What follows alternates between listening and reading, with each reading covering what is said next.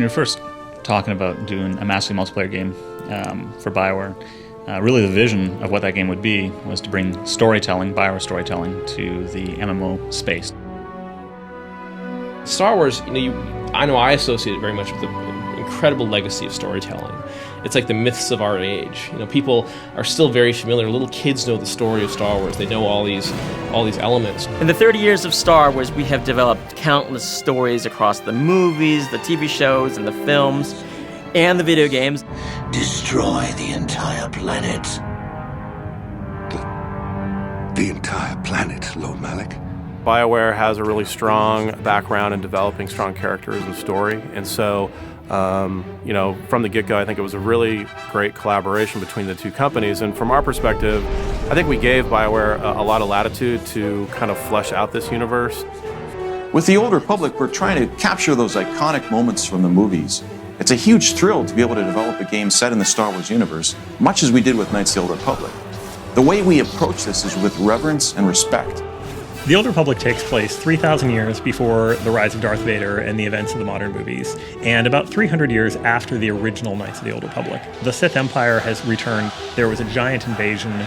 There was a war that lasted for decades that ended in a very shaky peace treaty. These are the events you get to see during the cinematics pieces. Now it's been a little bit more than a decade, and a new generation is coming up, and they're seeing that the peace is obviously not going to hold.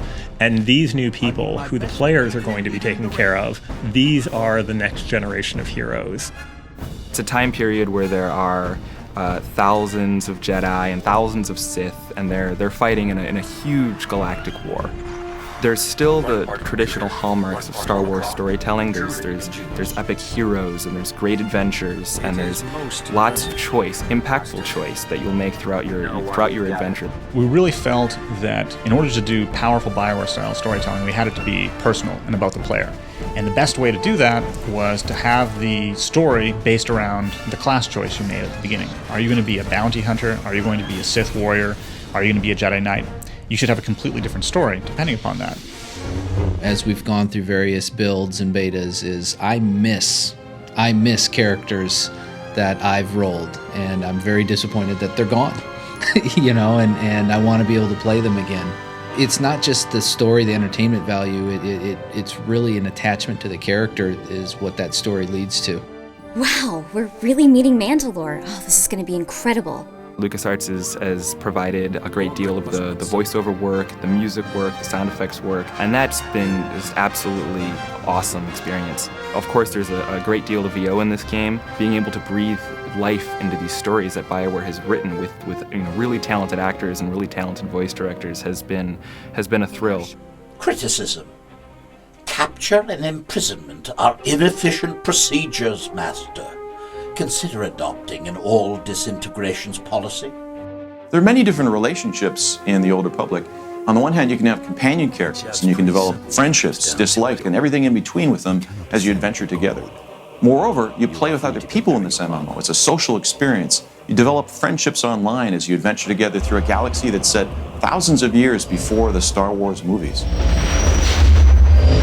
I lose sight of the mechanical aspect of it, which to me is the perfect thing for an RPG. I'll lose myself in the stories, I'll lose myself in what's going on. I always find myself wanting to explore our enormous worlds and wander over a ridge and see how to get to the next new area. Epic is a word that's so overused, but honestly, it just applies so well to Star Wars: The Old Republic. It's so big. Like the moment you actually get your ship, there's these sort of key beats in the game that have an incredible impact. Like you walk into this hangar and you see your ship and the music's playing and it's yours. And then you go to the galaxy map and you go, wow. And then you start seeing all these familiar environments that you remember from the movies, and you're like, I'm here. We want to make sure every time you go to a planet that you're getting kind of a new experience. From the art side, that was always something that if you'll hear me talk about color being important, right, I think that's something that is very evocative for a player. Is just that initial burst is that you're getting a new sense of color. The audio guys come in with sound, right? So those things that speak to you at a more emotional level, a deeper level, are things that we try to hit very first off. We started out with Corbin was our first world that we developed, and we worked hard to develop the look and feel of the game and how we wanted the art style not to look old after a while. So we kind of came up with this kind of stylized realism. Each piece of these worlds has been handcrafted. Every corner you go around has something new and interesting and something different. Star Wars: The Old Republic has come together amazingly well. I've been surprised multiple times over the course of the project.